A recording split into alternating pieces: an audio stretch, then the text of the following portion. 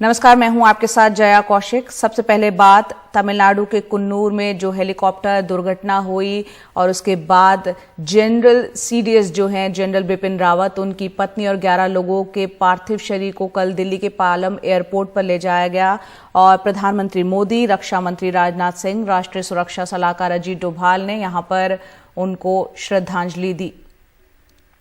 तीनों सेनाओं के प्रमुखों ने भी श्रद्धा सुमन अर्पित किए। अब तक 13 में से 3 शवों की ही पहचान हो पाई है। ये कल की तस्वीरें आप देख रहे हैं। जनरल बिपिन रावत, उनकी पत्नी और ब्रिगेडियर एलएस लिड्डर के शवों की पहचान हो चुकी है। बाकी दिवंगतों के शवों की जब तक पहचान नहीं हो जाती, उन्हें आर्मी बेस अस्पताल की मॉर्चरी में रखा जाएगा। जनरल बिपिन रावत का पार्थिव शरीर आज उनके आवास कामराज मार्ग पर सभी के दर्शन के लिए रखा जाएगा और इसके बाद दोपहर 2 बजे उनकी अंतिम यात्रा शुरू होगी। उनके आवास से दिल्ली कैंट, बरार स्क्वायर, शमशान घाट तक निकाली जाएगी। ये यात्रा दिल्ली छावनी के शमशान घाट पर शाम 4 बजे उन्हें अंतिम विदाई दी जाएगी और वहीं ब्रिगेडियर एलएस लिड्डर को सुबह 9 बजे दिल्ली कैंट में ही अंतिम विदाई दी जाएगी। और इस वक्त जनरल बिपिन रावत के घर के बाहर मौजूद हैं कामराज मार्ग पर परिमल कुमार, हमारे सहयोगी। परिमल, आप वहां मौजूद हैं अंतिम दर्शन और विदाई देने के लिए। किस तरह की वहां पर व्यवस्था है? आज कितने बजे से आम लोग वहां या फिर विशिष्ट लोग अंतिम दर्शन के लिए जा पाएंगे?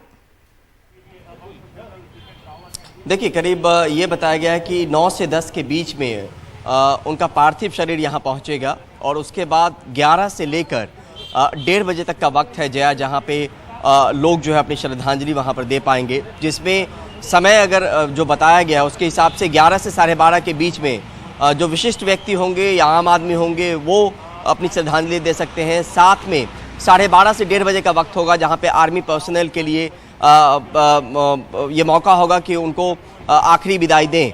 और यहाँ पर अगर आपको बताएं तो फिलहाल यहाँ पर जो आर्मी है, वायुसेना है और नौसेना है, उसके पर्सनल यहाँ पे मौजूद हैं। अभी एक ट्रक अंदर गया है जिसमें बैंड भी था, आर्मी बैंड। जो हमारे सहयोगी है राजीव रंजन, उन्होंने कहा था कि आर्मी बैंड भी होगा यहाँ पर जब ये अंतिम विदाई दी जाएगी बिपिन रावत को, जब बरार स्क्वायर ले जाया जाएगा तो बैंड अंदर अभी कुछ वक्त पहले यहाँ पे गया है। रूट के अगर बारे में आपको बताएं तो यहाँ से जिस जगह हम मौजूद हैं, जहाँ पे उनका सरकारी आवास है, वो 3 कामराज मार्ग है। यहाँ से होते हुए 2 बजे राजाजी मार्ग होते हुए 3 मूर्ति, 11 मूर्ति, सरदार पटेल मार्ग, धौला कुआं, नारायणा, दिल्ली कैंट होते हुए जो है बरार स्क्वायर उनके पार्थिव शरीर को ले जाया जाएगा, जहाँ पे आपने भी बताया कि 4 बजे जो है वो उनका अंतिम संस्कार होगा। तो ये तमाम चीज़ें, कोशिश और कवायद सुबह से ही चल रही है, क्योंकि यहाँ पे रूट भी तय कर दिया गया है कि किस हिसाब से कैसे यहाँ से जो पार्थिव शरीर है वो बरार स्क्वायर तक पहुँचेगा। साथ में कब लोग दर्शन कर पाएंगे यहाँ पर उसकी भी जानकारी दी गई है, उसका वक्त मुकर्रर किया गया है और फिलहाल आर्मी बेस हॉस्पिटल में ही उनके पार्थिव शरीर को रखा गया है। जया जी, परिमल, बहुत बहुत शुक्रिया इस पूरी जानकारी के लिए। तो यहाँ पर परिमल बता रहे थे कि इस तरह से इंतज़ाम यहाँ पर किए गए हैं और आम लोग दर्शन कर पाएंगे 11 बजे से सुबह और 9 बजे उनका पार्थिव शरीर जो है वो उनके आवास पर ले जाया जाएगा।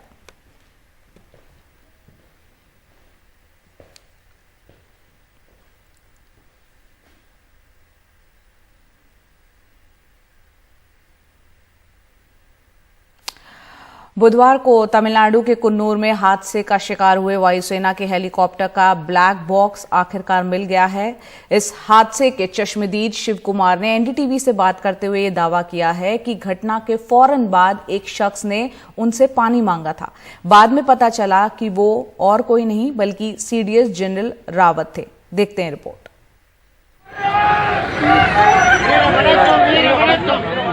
गुरुवार को सीडीएस जनरल रावत समेत 13 लोगों के शव लिए एम्बुलेंस वेलिंगटन से सुलूर के लिए निकली तो माहौल भाव भीना हो गया। लोगों ने फूल बरसाए और जब वहां से ये एम्बुलेंस निकली तो लोग नारे लगा रहे थे।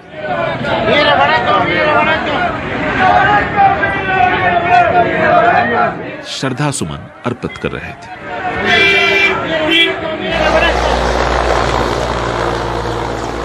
इसी बीच एक तस्वीर वायरल हुई जिसके बारे में कहा जा रहा है कि ये हादसे से ठीक पहले हेलीकॉप्टर की तस्वीर है। यहाँ पर हेलीकॉप्टर का उड़ान भरना नई बात नहीं है, लेकिन शायद डगमगाते हेलीकॉप्टर और इससे आती अजीब सी आवाज ने लोगों का ध्यान खींचा।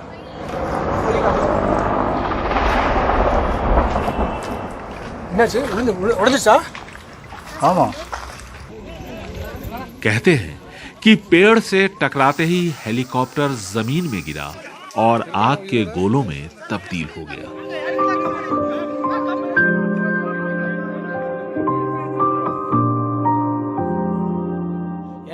शिव कुमार का दावा है, घटना के फौरन बाद उसने कुछ लोगों को वहां गिरे हुए देखा। इनमें से एक ने उससे पानी मांगा, लेकिन वहां पानी नहीं था। 2-3 घंटे बाद जब पुलिस ने फोटो दिखाई, तब उसे पता चला कि जिसने पानी मांगा था वो देश के पहले सीडीएस थे। எனக்கு வந்து ஃபர்ஸ்ட் வந்து அவரை நாங்கள் பார்க்கும்போது நான் ஃபர்ஸ்ட் அவரை பார்த்ததுமே வந்து அவர் வழியில் பெயினில் வந்து அப்படியே ஃபீல் இருக்கும்போது நான் சொன்னேன், சார் கூலாக இருங்க சார், ரிலாக்ஸாக இருங்க, நாங்கள் ரெஸ்கியூ பண்ணிடுறோம் அப்படின்னா தான் அவர் திரும்பி பார்த்து நான் சொன்னதை அப்சர்வ் பண்ணி திரும்பி பார்த்துட்டு வாட்டர் ப்ளீஸ் அப்படின்னாரு. ஏன்னா அவர் இருந்த இடம் வந்து ரொம்ப டீப்பாக இருந்தாலும் நம்ம எமர்ஜென்சியாக மேலே வந்து தண்ணி கொண்டு போக முடியல. உடனடியாக எங்கள் இன்ஸ்பெக்டர் என்ன பண்ணிட்டாருன்னா கத்தியும் வாங்கிட்டு வந்துட்டு இந்த பெட்ஷீட் இதெல்லாம் கொண்டு வந்து அவரை தூக்கி நாங்கள் அந்த சீட்டில் பெட்ஷீட்டில் உட்கார வச்சு மேலே வந்து ரெஸ்கியூ பண்ணி தூக்கிட்டு வந்துட்டோம். सर वो सडनली एक बॉडी के देखा, वो पर्सन जिंदा था, वो पूछ रहा था मेरे को पानी चाहिए पीने के लिए। मैं बहुत तैयार हो गया, सडनली इनका उठा के एक बेडशीट में डाल के साथ साथ लेके आया ऊपर। बाद में அப்புறம் அந்த பாடி யாரு அப்புறம் வந்து ஒரு 3 மணி நேரம் கழிஞ்சு தான் நாங்கள் கீழே அந்த ஃபீல்டு ஒர்க் பண்ணிட்டு இருக்கும்போது ஒரு மிலிட்ரி ஆஃபீஸர் வந்து என்னோட ஷோல்டரில் தட்டி வந்து அந்த வியூன் சாரோட ஃபோட்டோவை காட்டினாங்க. நீங்கள் ஃபஸ்ட்டு வந்து அடையாளம் பட்டு 2வது நீங்கள் ரெஸ்கியூ பண்ணவர் தான் நம்மளோட சீஃப் கமாண்டர் அப்படின்னாரு. அது வந்து எனக்கு ரொம்ப ஃபீல் ஆயிடுச்சு. ஏன்னா और ये बोल रहा, शिव कुमार बोल रहा था वो बॉडी का दिखाया। सेकंड बॉडी के लेने के समय वो 3 घंटे के बाद में पता चला, एक मिलिट्री ऑफिसर ने बोला इनका ये फोटो दिखा के यही है रावत साहब। नीलगिरी की ये वादियां अपनी खूबसूरती के लिए जानी जाती हैं, लेकिन अब इस हादसे के लिए भी जानी जाएंगी, जिसमें देश के पहले सीडीएस बिपिन रावत के साथ साथ 13 लोगों की मौत हो गई।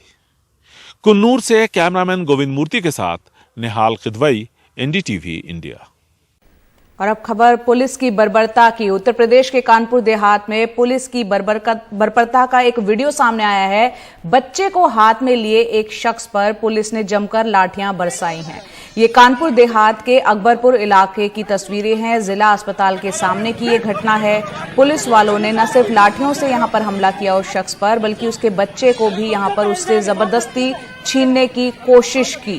वीडियो वायरल होने के बाद पुलिस के वरिष्ठ अधिकारियों ने कहा है कि दोषियों पर कार्रवाई की जाएगी।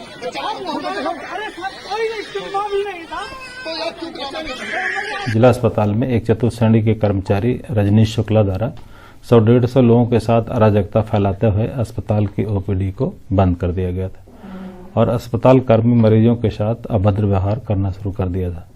ऐसी स्थिति में सीएमओ और मुख्य चिकित्सा अधीक्षक और जिलाधिकारी महोदय को सूचना देते हुए पुलिस को सूचित किया गया था।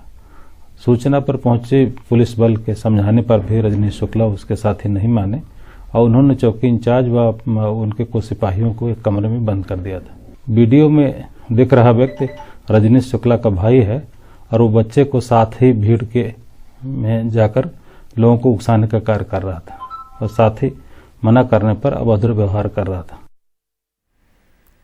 और हमारे सहयोगी कमाल खान ज्यादा जानकारी के साथ हमारे साथ जुड़ रहे हैं। कमाल, यूपी पुलिस अपने तौर तरीके को लेकर हमेशा से ही सवालों के घेरे में रही है। इस मामले में क्या वजह है कि पुलिस उस शख्स की गोद से उसके बच्चे को जबरदस्ती छीन रही है, लाठियां बरसा रही है? आपके पास क्या डिटेल्स हैं? नहीं, देखिए, ये जो शख्स गोद में बच्चा लिए हुए हैं, इनका भाई वहां के जिला अस्पताल में 4th क्लास एम्प्लॉइज का लीडर है। कुछ उनकी अपनी नौकरी से रिलेटेड या कामकाज से रिलेटेड कोई प्रॉब्लम थी, जिसकी वजह से 4th क्लास एम्प्लॉइज जो है अस्पताल में स्ट्राइक कर रहे थे, वहां प्रदर्शन कर रहे थे। अस्पताल के प्रशासन ने डिस्ट्रिक्ट एडमिनिस्ट्रेशन और पुलिस को खबर दी थी। पुलिस आकर के ओपीडी, उनका कहना है, बंद हो गई थी, उसको खुलवाने के लिए और प्रदर्शनकारियों को रोकने की कोशिश कर रहे थे। उसमें ये कुछ झंझट हुआ। जो नेता है आलोक शुक्ला, ये उसका बच्चा है जो उसका भाई अपनी गोद में लिए हुए था। पुलिस का कहना है, पुलिस अपने बयान में वो सारी चीजें बता रही है कि आलोक शुक्ला ने ये किया, या पुलिस को कुछ लोगों को कमरे में बंद कर दिया आंदोलनकारियों ने और वो उकसाने का प्रयास कर रहे थे, सब कर रहे थे। लेकिन आलोक शुक्ला अगर कोई बहुत शातिर अपराधी भी हो और उन्होंने पुलिस के साथ कुछ किया हो, लेकिन पुलिस ये नहीं बता रही है कि आलोक शुक्ला के इतने छोटे से बच्चे को, मासूम बच्चे को जो शख्स लिए खड़ा था वो उसका भाई था और वो उस आंदोलन का नेता नहीं है, तो पुलिस उसको डंडों से क्यों पीट रही है जबकि वो बच्चे को बचाने की कोशिश कर रहा है, और बच्चे को इतनी बुरी तरह उसके हाथ से क्यों खींच के ले जा रही है। ये सारे लोग अपराधी नहीं हैं, कोई अस्पताल के कर्मचारी हैं वहां पे जो आंदोलन कर रहे थे। ये कोई गैंग वॉर नहीं हो रही थी जी। और उसमें जो शख्स बच्चे को लेके खड़ा है उसके हाथ में ना लाठी है, ना कोई पत्थर है, ना कोई असलहा है। बिल्कुल कमाल। उसको डंडों से पीट पीट के बच्चे को खींचने की क्या जरूरत थी? उसके हाथ से आसानी से भी कोई बच्चा लिया जा सकता है, या अगर गिर रहा है या कोई चीज हो रही हो। लेकिन ये जो पुलिस कर रही है वो उसका जवाब बच्चे के साथ जो कर रही वो नहीं। सीधे सीधे पुलिस की यहाँ पर बर्बरता इन तस्वीरों में देखी जा सकती है। जिस शख्स के वो बच्चा छीन रही है, ना तो प्रदर्शनकारियों में शामिल था और उस बच्चे का क्या कसूर। इन तस्वीरों को देखिए कि जबरदस्ती जो है उन बच्चे को छीना जा रहा है, मासूम बच्चे को हाथ से छीना जा रहा है। ये तस्वीरें कहीं ना कहीं एक संवेदनशीलता की किस तरह से कमी है उत्तर प्रदेश पुलिस में, उसको समझा जा सकता है। नमस्कार, एनडीटीवी इंडिया पे आपका स्वागत है। मैं हूं मनोरंजन भारती। सबसे बड़ी खबर यही है आज की कि किसान आंदोलन जो है खत्म हो गया है। फिलहाल ये कहना सही रहेगा। 11 तारीख से किसान अपने घरों को लौटना शुरू करेंगे, 15 तारीख को अमृतसर जाएंगे, लेकिन 15 जनवरी को एक बार फिर से बैठेंगे, विचार विमर्श करेंगे। क्यों बैठेंगे, क्या है उनकी रणनीति, क्या होगी उनकी रणनीति, क्यों जा रहे हैं अभी, इन सब चीजों पर चर्चा करने के लिए किसान नेता योगेंद्र जी हमारे साथ है। योगेंद्र यादव साहब, सर आपका बहुत बहुत शुक्रिया, आपने वक्त निकाला। जब किसान आंदोलन खत्म हो गया है सर, या आपने इसको स्थगित किया है? आंदोलन खत्म करने का नाम मैं नहीं लेता मनोरंजन भाई, इसलिए नहीं कि हम आंदोलन जीवी हैं, कोई शौक है, इसलिए कि किसान का आंदोलन तो लंबा है, चलेगा। हाँ, ये जो मोर्चा है, क्योंकि पब्लिक के मन में आंदोलन और आंदोलन का स्वरूप एक ही चीज हो जाती है। आंदोलन तो चलेगा, पर ये जो मोर्चे हैं, जो हमने नेशनल हाईवे पे मोर्चे लगे हुए थे, देश के जगह जगह पे मोर्चे लगे हुए थे, ये तमाम मोर्चे 11 तारीख से उठा लिए जाएंगे। तो सामान्य जनता की आंख से देखे तो हाँ, आंदोलन समाप्त हो, लेकिन किसान का संघर्ष, आंदोलन जारी है। क्योंकि जो बड़ी लड़ाई हमारी है एमएसपी के सवाल पे, दूसरे सवालों पे, वो लड़ाई लंबी है, चलेगी। लेकिन हाँ, ये मोर्चा समाप्त हुआ, जो लोगों को दिख रहा था उसे उठा लिया जाएगा। हम तो कल करना चाहते थे, लेकिन राष्ट्रीय शोक का अवसर इस वक्त चल रहा है, तो विजय दिवस हम परसों कर रहे थे जी। लेकिन फिर 15 जनवरी को बैठक किस बात? 15 जनवरी को किसान रिव्यू करेंगे, 15 जनवरी को हम वापस आएंगे। सारे किसान नहीं आएंगे, मोर्चा नहीं आएगा, आपकी सड़कें नहीं रुकेंगी। 15 जनवरी को किसानों के प्रतिनिधि दिल्ली में बैठ के समीक्षा करेंगे कि सरकार ने जिन जिन बातों पे आज सहमति जताई है उनका क्रियान्वयन कैसे हुआ। जैसा कि आप जानते हैं, ये जो केसेस वाला मामला है, बड़ा टेढ़ा मामला होता है। सरकार ने सिद्धांततः सहमति दे दी है, बहुत अच्छी बात है। मुआवजे की भी सिद्धांत में घोषणा हो गई है, अच्छी बात है। लेकिन इस पे चौकीदारी तो करनी पड़ेगी। 1 महीने के बाद रिपोर्ट लेंगे कि कहां तक हुआ और आगे मोर्चे की क्या कार्रवाई होनी चाहिए। उन सवालों पे तब तक उम्मीद है कि एमएसपी की जो कमेटी है, जिसके बारे में अभी तक कुछ पता नहीं लग रहा किस चीज की कमेटी है, कौन होगा, पता भी लग जाएगा कि भाई कैसी कमेटी है, और एमएसपी की लड़ाई आगे कैसे लड़नी चाहिए, संयुक्त किसान मोर्चा का भविष्य क्या होगा। ये तमाम बहुत बड़े बड़े सवाल है जिसपे चर्चा करने के लिए हम 15 तारीख को अगले महीने यहाँ वापस आएंगे। सर एमएसपी पे आऊंगा, लेकिन अपने दर्शकों को एक चीज बता दूं कि योगेंद्र यादव साहब ने एक बहुत गहरी बात कही है जो आप शायद मिस किए हैं, मिस कर गए होंगे। उन्होंने कहा कि आम लोगों के लिए ये आंदोलन खत्म हो गया है। आम लोग जो शिकायत कर रहे थे कि सड़कें बंद है, उनको आने जाने में दिक्कत होती है, उनके लिए ये आंदोलन खत्म हो रहा है। किसान अब सड़कों पे नहीं बैठेंगे। लेकिन योगेंद्र यादव जी ने दूसरी महत्वपूर्ण बात कही है कि किसान का आंदोलन जारी रहेगा, यानी संघर्ष जो किसान करने उतरा है वो जारी रहेगा। सर, आपने एमएसपी की बात कही, लेकिन ये जो कमेटी की घोषणा प्रधानमंत्री ने की है, ये केवल एमएसपी पे तो है नहीं, ये तो जीरो बजट फार्मिंग, बाकी और चीजें कैसे कृषि में सुधार करना है उस पे है। मैं आपसे ये जानना चाहता हूं, क्या आप लोग स्पेसिफिकली एमएसपी पे कमेटी चाहते हैं? मनोरंजन भाई, देखिए मैं आपको ईमानदारी से बताता हूं, एमएसपी पे एमएसपी इस आंदोलन की दूसरी बड़ी मांग थी, 3 कानूनों को रद्द करो, उसके बदले में हमें एमएसपी की गारंटी दो। उस पर सिर्फ आप इतना कह लीजिए पांव रखने की जगह मिली। पांव रखने की जगह इस लिहाज से मिली है कि सरकार ने इतना मान लिया है कि आज जो एमएसपी पे खरीद होती थी, कम से कम उस स्थिति को बना के रखा जाएगा। उसके बाद सरकार ने एक कमेटी दी है। इस कमेटी का तो कुछ सरपैरी पता नहीं लग रहा है, क्योंकि इसमें वो प्रधानमंत्री ने घोषणा की थी ना, जीरो बजट फार्मिंग पे भी चर्चा होगी, इसमें डाइवर्सिफिकेशन ऑफ क्रॉप पे भी होगी, एमएसपी को पे भी चर्चा होगी। और किसानों का अनुभव रहा है कि ऐसी कमेटियों से किसान को कभी कुछ मिला नहीं। इसलिए मेरे मन में सवाल तो है, संदेह तो है हम सबके मन में इसके बारे में, और इसका तो हमें बाद में ही पता लगेगा कि इसकी क्या परिस्थिति एग्जैक्टली बनती है। ये बात तो किसानों को अभी थोड़ा और अपने अनुभव से देखनी पड़ेगी। लेकिन इतना मैं जरूर कहूंगा कि पिछले 1 साल में इस देश के किसानों ने एक चीज हासिल कर ली, ये एमएसपी शब्द पूरे देश को पता लग गया है। किसानों को भी पता लग गया है कि एमएसपी नामक कोई चिड़िया है जो उन्हें मिलनी चाहिए लेकिन मिली नहीं। और किसानों ने एक आत्मविश्वास हासिल कर लिया है कि हम लड़ के जीत सकते हैं। ये 3 चीज जब तक रहेंगी, एमएसपी हासिल होगी। ये लंबी लड़ाई है, मैं ऐसा कतई नहीं कहूंगा कि एमएसपी बहुत बड़ी सफलता हमें आज मिल गई है, नहीं मिली है, मैं ईमानदारी से कबूल कर रहा हूं। लंबी लड़ाई है, लड़ना होगा, इसके लिए तैयारी। लेकिन आपने एमएसपी, आपने खुद कहा कि ये जो कमेटी है ये जीरो बजट फार्मिंग पे भी है, लेकिन फिर आपने अपने लोगों के नामों की घोषणा क्यों कर दिया आपने कि हमारे ये लोग होंगे उस कमेटी में? आप उस पर भी निगोशिएट कर सकते थे कि हमें स्पेसिफिकली एक एमएसपी पे एक कमेटी दीजिए। जो कमेटी बनाई 5 लोगों की, वो कमेटी थी केवल और केवल सरकार से ये जो केसेस और इस सब के बारे में पिछले 5 दिन की नेगोशिएशन के लिए कमेटी थी, जिसने अपना काम पूरा कर लिया। एमएसपी पर जब तक हमें यही पता नहीं लगता कि कमेटी है किस चीज की, तब तक हम नामों की घोषणा नहीं कर रहे हैं। उस कमेटी में हम जाएंगे भी या नहीं जाएंगे ये भी स्पष्ट नहीं है। अभी तक ये सब कुछ क्लियर है, और मैंने अपना व्यक्तिगत विचार आपको बता ही दिया कि ऐसी कमेटियों से किसानों को भी कुछ हासिल नहीं हुआ है। वो जो पंजाबी में कहते हैं ना, कम से मिट्टी पानी है तो कमेटी बना दो, ये वही हो।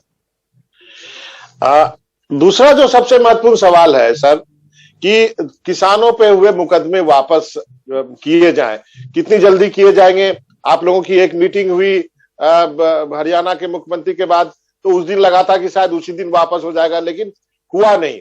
लेकिन हमारा और आपका ये अनुभव कहता है कि इतनी जल्दी मुकदमे वापस होते नहीं है। इतिहास गवाह है कि वर्षों पहले जो किसान आंदोलन में जो कुछ हुआ, किसानों के ऊपर जो केस किए गए, वो अभी भी चल रहे हैं। अब मनोरंजन भाई, ये हमारे लिए तात्कालिक और सबसे बड़ा मुद्दा था। आपको सच बताऊं तो मेरे मन पे जो सबसे बड़ी चिंता रही है, अभी भी है, वो ये है कि हम हजारों साथियों को मुकदमों में फंसा के नहीं जा सकते। 10-10, 20-20 साल तक चलते हैं मुकदमे। और सबसे बड़ी, पिछले 15 दिन अगर हम रुके रहे, उसकी सबसे बड़ी वजह यही थी। लोग कह रहे थे प्रधानमंत्री ने तो बात मान ली, आप उठ क्यों नहीं जाते? सबसे बड़ा हमारे मन पे बोझ यही था। हरियाणा की मुख्यमंत्री से बात हुई, उन्होंने बात भी वैसे ठीक कह दी, लेकिन उतने भर सारा काम नहीं चलता। इसलिए हमने आज जो हमें केंद्र सरकार से पत्र मिला है, उस पत्र में स्पष्ट रूप से कहा गया है कि केंद्र सरकार की एजेंसियां और जो बीजेपी रूल राज्य सरकारें हैं, खासतौर पे हरियाणा, उत्तर प्रदेश, उत्तराखंड, हिमाचल प्रदेश, मध्य प्रदेश, ये सब सरकारें किसान आंदोलन से जुड़े सारे मुकदमों को, आंदोलनकारियों के खिलाफ मुकदमे और समर्थकों के खिलाफ मुकदमे, उन सबको तत्काल वापस लेंगे। परसों तक सरकार की भाषा थी कि आंदोलन खत्म होने के बाद वापस किया जाएगा। हमने कहा ना, ये मंजूर नहीं, तत्काल वापस लिया जाएगा। तो सरकार ने लिखित आश्वासन दिया है। आप सही कह रहे हैं, लिखित आश्वासन को लागू करवाने में टाइम लगता है। कई मुकदमों के लिए तो आपको कोर्ट में जाना पड़ता है वापस करवाने के लिए। इसीलिए इस मनोरंजन भाई, हमने एक महीने बाद बैठक रखी है ताकि हम समीक्षा करें कि उसमें हम कहाँ खड़े हैं। निगरानी करनी पड़ेगी, चौकीदारी करनी पड़ेगी, क्योंकि हरियाणा के किसानों को वास्तव में बहुत दुखद अनुभव है पुराने आंदोलनों का, कि आंदोलन खत्म हो गए, नेता कहीं इधर उधर चले गए और फिर किसानों पे मुकदमे चलते रहे। इस बार ऐसा नहीं, ये हमारी नैतिक जिम्मेवारी बनती है। लिखित आश्वासन तो हो गया, लेकिन उस लिखित आश्वासन को लागू करवाना अभी भी हमारी जिम्मेवारी है और इसकी हम निगरानी करते रहेंगे। दो छोटे छोटे सवाल है सर। एक तो सवाल ये है कि भले ही प्रधानमंत्री ने माफी मांगी, उन्होंने कानून वापस लिए, लेकिन जो और भी सरकार के लोग या जो रूलिंग पार्टी के नेताओं से आप बात करें तो आपको ये एहसास होता है कि कानून आएगा किसी न किसी रूप में। कृषि सुधार कानून जरूरी है, भले ही किसान जो है अभी वो कृषि में सुधार नहीं चाहते हैं, या फिर सच्चाई ये हो कि चुनाव है उत्तर प्रदेश में इसलिए वापस हो, लेकिन ये किसी न किसी रूप में आएगा। आप लोगों की तब क्या रणनीति होगी? किसी न किसी रूप में प्रयास किया जा सकता है, इसकी हमें भी आशंका है, क्योंकि पहले जब 2015 में भूमि अधिग्रहण ऑर्डिनेंस को वापस लिया गया था तो उसको चोर दरवाजे से राज्यों के थ्रू लेके आया गया था। इसकी चिंता हमें भी है, लेकिन दो बदलाव है। एक तो ये है कि भाई इस वक्त देश के किसानों की जो एकता है, संयुक्त किसान मोर्चा जो है, उसकी जो ताकत है उसके मुकाबले में उस जैसी ताकत उस वक्त किसी के पास नहीं थी। और दूसरा एक और बात कहूंगा मनोरंजन भाई, इस देश के तमाम नेताओं को एक सबक मिल गया है कि भाई किसानों से पंगा नहीं लेना तो थोड़ा वो भी सोचेंगे पंगा लेने से अब किसानों से। एक चीज तो, एक मेरा ये अंतिम का सवाल है, एक चीज तो पता चल गया कि कोई भी एस्टेब्लिशमेंट है, कोई भी सरकार हो, यदि आप अपने हकों के लिए ईमानदारी से लड़ेंगे तो आपको सफलता मिलेगी। क्या इस आंदोलन की सबसे बड़ी सीख ये है? जी, और मैं तो कहूंगा कि प्रधानमंत्री ने कुछ दिन पहले, कुछ महीने पहले आंदोलन जीवी शब्द का इस्तेमाल किया था, बड़े व्यंग में। प्रधानमंत्री जी को मैं कहना चाहता हूं, प्रधानमंत्री जी आज तो आंदोलन जीवी जीते हैं, और इसमें आप छोटे नहीं हुए प्रधानमंत्री जी, क्योंकि आप भूल जाते हैं आप भी जिस कुर्सी पे बैठे हैं वो भी आंदोलनों की वजह से, और आप जिस देश के प्रधानमंत्री हैं वो देश आंदोलनों ने बनाया है।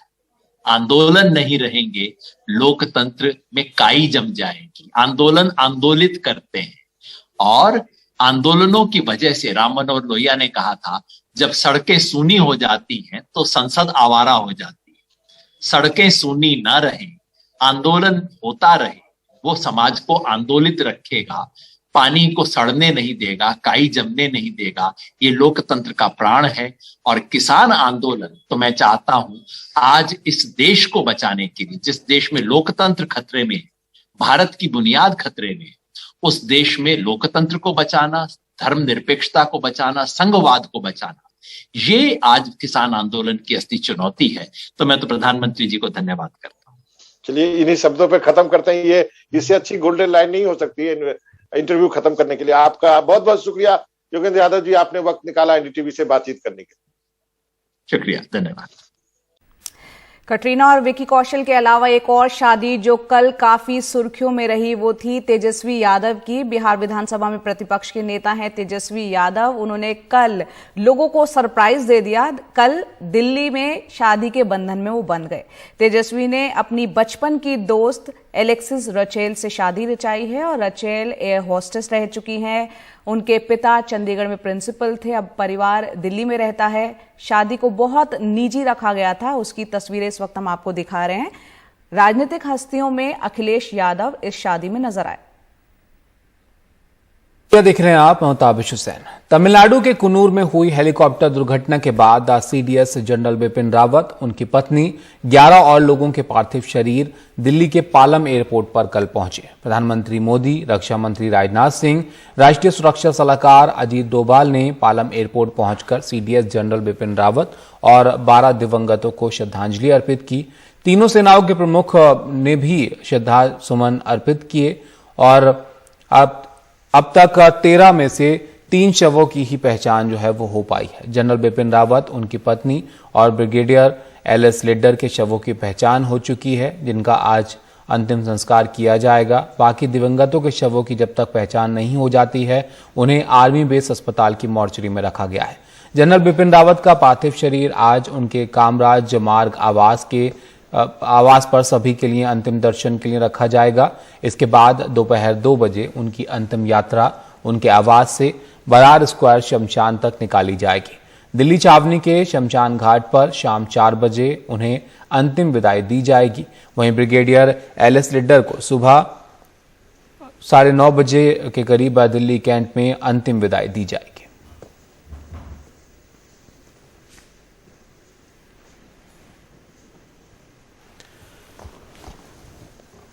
तो ये तस्वीरें हम आपको दिखा रहे हैं उस वक्त की जब ये जो शव है उनको दिल्ली लाया गया था। प्रधानमंत्री मोदी और राजनाथ सिंह वहां पर खुद पहुंचे थे और अब घर पर जो है रखा गया है जहां पर अंतिम दर्शन लोग कर पाए।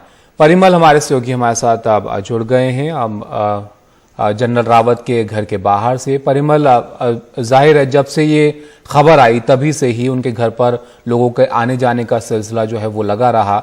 आज अंतिम यात्रा से पहले लोगों के पास मौका होगा कि वो जो है अब श्रद्धांजलि देने के लिए वहां पर पहुंचेंगे। क्या इंतजाम जो है वहां पर किए गए हैं? देखिए, अभी से कुछ देर पहले ट्रकों का एक काफिला पहुंचा है जहां पे आर्मी पर्सनल वगैरह थे और साथ में एक कैरेज वाहन भी आया है जिसमें उनके पार्थिव शरीर को बरार स्क्वायर ले जाया जाएगा ताबिश। और यहाँ पर आप देखिए कि आप घर पे भी अगर आप देखें तो आपको नज़र आएगा कि इंतजाम जो हैं वो पूरी तरीके से किए गए हैं कि अंदर किसी गाड़ी को दाखिल होने में, वाहन को दाखिल होने में या किसी आदमी को जाने में कोई दिक्कत ना हो। और अब से कुछ वक्त बाद ये उम्मीद की जा रही है कि उनके पार्थिव शरीर को यहाँ लाया जाएगा और उसके बाद बरार स्क्वायर में अंतिम संस्कार जो शाम 4 बजे होना है उसको लेकर रूट भी तय किया गया है। जो हमारे सहयोगी हैं मुकेश सिंह सेंगर, उन्होंने जानकारी दी दिल्ली पुलिस के हवाले से कि ये रास्ता जो होगा वो राजाजी मार्ग होगा, 3 मूर्ति होगा, 11 मूर्ति होगा, उसके बाद सरदार पटेल, धौला कुआं, दिल्ली कैंट और उसके बाद बरार स्क्वायर तक ये पार्थिव शरीर पहुंचेगा। और उस पर जो कैरेज वाहन की मैंने बात की है उसी पे पार्थिव शरीर को रखा जाएगा जिसमें ग्लास लगा हुआ है और ग्लास के भीतर रखा जाएगा। लेकिन उससे पहले आपको बताएं कि 11 से 1:30 बजे का वक्त होगा जिसमें आम आदमी से लेके विशिष्ट व्यक्ति जो होंगे और आर्मी पर्सनल होंगे उनको अंतिम दर्शन का मौका दिया जाएगा। यहाँ पर घर पे 3 कामराज मार्ग पे जहाँ पे सरकारी आवास है जनरल बिपिन रावत का, और उसमें 11 से 12:30 बजे का वक्त होगा। जो विशिष्ट लोग होंगे, जो आम आदमी होंगे वो दर्शन कर पाएंगे और उसके बाद 12:30 से 1:30 बजे का वक्त होगा जब आर्मी पर्सनल जो हैं वो श्रद्धांजलि दे पाएंगे, अंतिम दर्शन कर पाएंगे जनरल बिपिन रावत का। और इसी तरीके की जो है उसी की तैयारी के मद्देनज़र जो है वो तमाम चीज़ें यहाँ पे इंतजाम की गई। सुबह में हमने देखा कि आर्मी के बैंड भी यहाँ पे पहुँचे थे। जो हमारे सहयोगी हैं राजीव रंजन, उन्होंने जानकारी दी थी कि जो आर्मी के जो बैंड होंगे वो भी साथ साथ चलेंगे यहाँ से और पैदल ये रास्ता जो है वो तय किया जाएगा। करीब 6-7 किलोमीटर का रास्ता होगा जिसको तय करने में जो भी वक्त लगे, क्योंकि 2 बजे यहाँ से निकलना है, 4 बजे अंतिम संस्कार होना है। तो उसके मद्देनज़र जो है वो तैयारी जो है वो यहाँ पर की जा रही है। और अब भी लगातार जो है गाड़ियों के अंदर दाखिल होने का सिलसिला, आर्मी पर्सनल के दाखिल होने का सिलसिला, क्योंकि इंतजाम करने होंगे, उसको लेकर ये सिलसिला बरकरार है। शुक्रिया परिमल, आपके पास हम वापस लौटेंगे। जैसे कि परिमल आप जानकारी दे रहे हैं, सबसे थोड़ी देर बाद जो है पार्थिव शरीर घर लाया जाएगा जहां पर वो लोगों के लिए अंतिम दर्शन के लिए वहां पर रखा जाएगा। 11 से 12:30 बजे का ये वक्त होगा जब लोग अंतिम दर्शन कर पाएंगे। उसके बाद 2 बजे जो है वहां से ले जाया जाएगा अंतिम यात्रा पर सबको। और आपको बताएं कि ये तस्वीरें हम आपको लगातार दिखा रहे हैं उनके घर के बाहर की, जहां पर इंतजाम किए गए हैं। जो लोग हैं वो अब से थोड़ी देर बाद वहां पर पहुंचेंगे। एक छोटे से ब्रेक के लिए हम रुकते हैं, ब्रेक के बाद जल्द हाजिर होते हैं।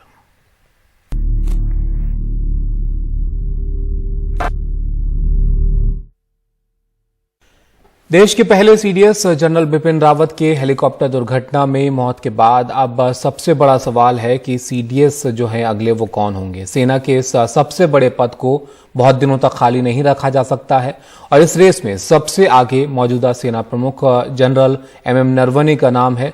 ये सेना के तीनों अंगों के प्रमुखों में से सबसे सीनियर हैं और इनके अलावा वायुसेना प्रमुख air chief marshal VR Chaudhari और नौसेना प्रमुख एडमिरल आर हरिकुमार भी सीडीएस पद के दावेदार हैं। अगर सरकार सेना प्रमुख जनरल नरवणे को सीडीएस बना देती है तो फिर सेना प्रमुख कौन होगा, इस पद के भी 2 दावेदार जो हैं उनके नाम आपको बताते हैं। सेना के सह सेना प्रमुख लेफ्टिनेंट जनरल सीपी मोहंती और उत्तरी कमान के प्रमुख लेफ्टिनेंट जनरल YK जोशी का नाम इसके लिए आगे है। और ये काम उतना आसान वैसे नहीं है, क्योंकि पहले रक्षा मंत्रालय 3 वरिष्ठ अफसरों के नाम अपॉइंटमेंट कमेटी ऑन कैबिनेट को भेजेगी और इस कमेटी में PM, गृह मंत्री, रक्षा मंत्री जैसे महत्वपूर्ण लोग होते हैं जो ये तय करेंगे कि अगला CDS कौन होगा।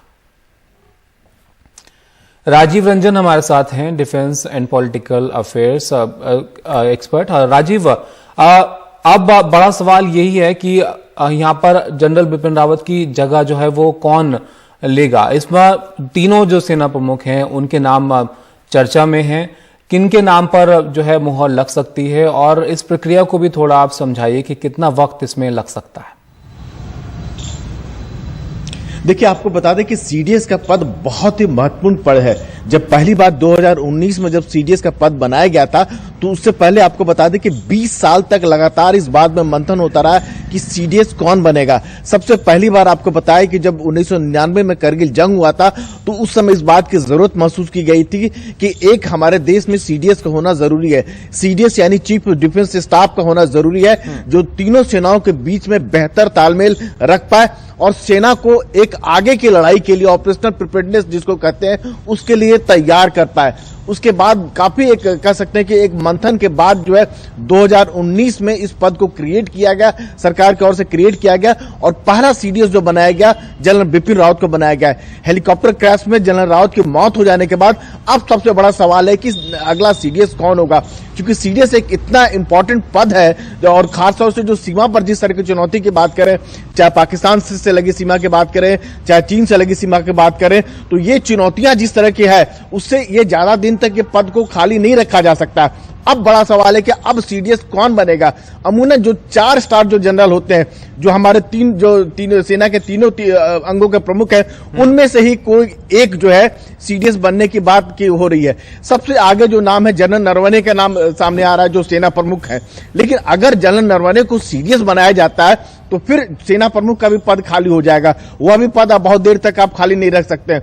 उस पद के लिए भी 2 दावेदार हैं, जो वाइस चीफ जो है सीपी मोहंती, जो ऑलरेडी जो है सेना हेडक्वार्टर में काम कर रहे हैं। क्योंकि अगर बात करें तो सेना को अगर चलाने की जहां तक बात है तो वाइस चीफ ही चलाता है, लेकिन जहां तक अनुभव की जहां तक बात आती है, करगिल की बात आती है, तो जनरल जोशी का नाम भी आगे आता है, जो नॉर्दर्न आर्मी कमांडर है। तो कहा यह जा रहा है कि जनरल YK जोशी जो है, डिप्टी जनरल जो है, वो संभवतः जो है अगले सेना प्रमुख बन सकते हैं और जनरल नरवणे जो है अगले CDS बन सकते हैं। CDS का काम इसलिए भी महत्वपूर्ण है कि अभी जो है अगर बात करें तो थिएटर कमांड बनने की बात है, तालमेल की बात है, नए हथियारों की खरीद की बात है, तो बहुत महत्वपूर्ण पद है जिसको बहुत दिनों तक खाली नहीं रखा जा सकता है। सरकार के सामने चुनौती ये होगी कि इन लोगों में से उसको वो CDS बनाती है। जी शुक्रिया राजीव आपका इस सब जानकारी के लिए। एक ब्रेक के लिए यहां पर रुकते हैं।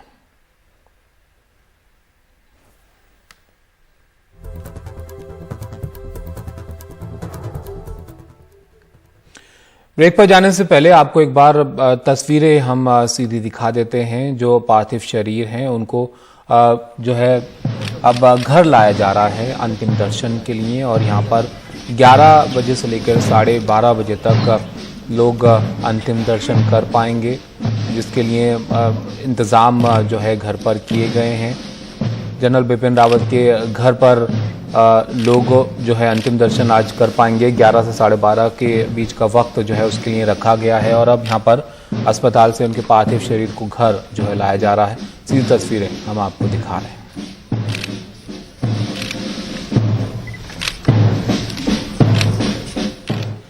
ये तस्वीरें आप देख रहे हैं ब्रिगेडियर LS लीडर का अंतिम संस्कार जो है किया जा रहा है।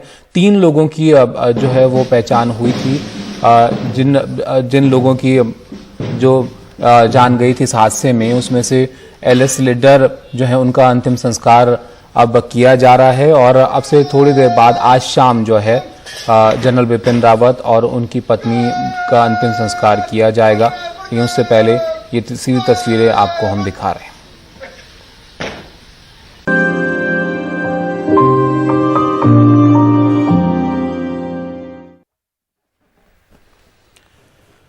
आपको सीधी तस्वीरें इस वक्त हम दिखा रहे हैं। दुर्घटना में जान गंवाने वालों में ब्रिगेडियर एलएस लिड्डर भी शामिल हैं और उनका अंतिम संस्कार इस वक्त जो है वो किया जा रहा है।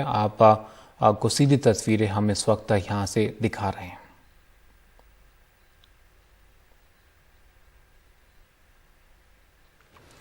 तो श्रद्धांजलि की तस्वीरें आप यहां पर देख रहे हैं अपनी टीवी स्क्रीन पर।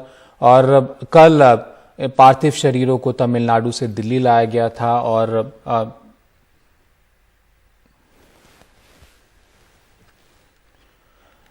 जिसमें से 3 लोगों का आज अंतिम संस्कार जो है होना है, जिसमें ब्रिगेडियर एलएस लिड्डर हैं और सीडीएस और उनकी पत्नी का आज अंतिम संस्कार जो है होना है, जो कि शाम को 4 बजे किया जाएगा। लेकिन ब्रिगेडियर लिड्डर को अंतिम विदाई जो है फिलहाल दी जा रही है। तस्वीरें हम आपको दिखा रहे हैं सीधी।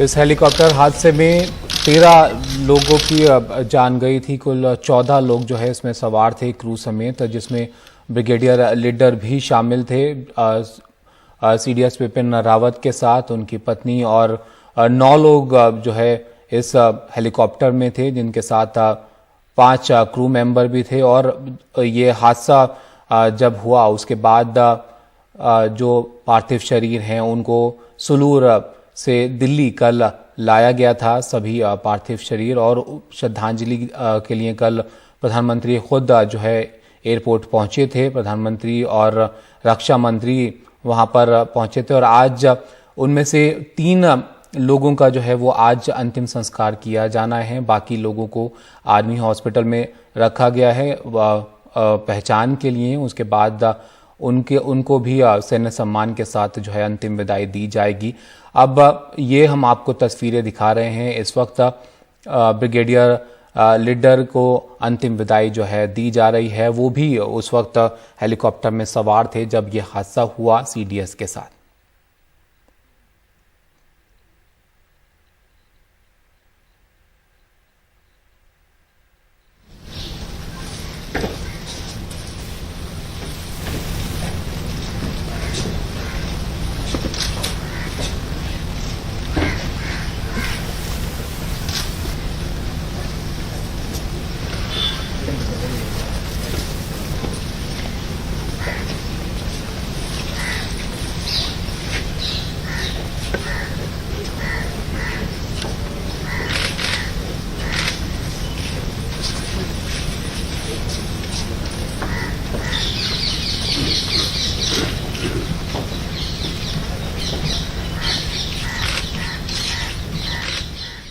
दिखा रहे हैं रक्षा मंत्री भी यहां पर पहुंचे हैं अंतिम विदाई के लिए।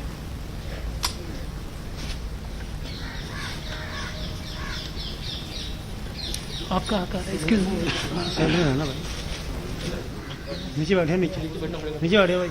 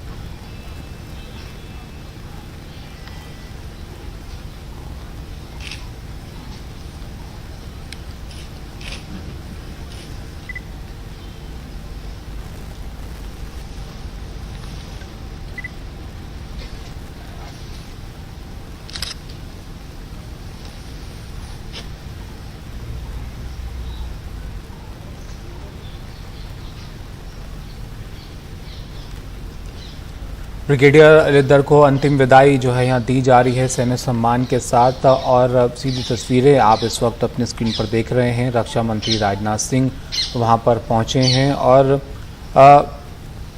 हरियाणा के पंचकुला से जो है ब्रिगेडियर एलएस लिद्दर ताल्लुक़ रखते थे और ये उस वक्त उस हेलीकॉप्टर में साथ में थे जब ये हादसा हुआ। कुल 14 लोगों में से 13 लोगों की जो है इस हादसे में जान गई और अब यहाँ पर आज अंतिम विदाई जो है ब्रिगेडियर लिद्दर को दी जा रही है। आपको बता दें कि 1 साल से ज़्यादा वक्त से जो है जनरल रावत की टीम का एक प्रमुख सदस्य जो है वो रहे और मेजर जनरल पर प्रमोशन उनका होना था ब्रिगेडियर एलएस लिद्दर का। जल्द ही मेजर जनरल के रूप में उनको पदोन्नत किया जाना था और काफ़ी वक्त से जनरल रावत की टीम का एक महत्वपूर्ण हिस्सा वो थे और इस हादसे में जो है हेलीकॉप्टर हादसे में उनकी भी जान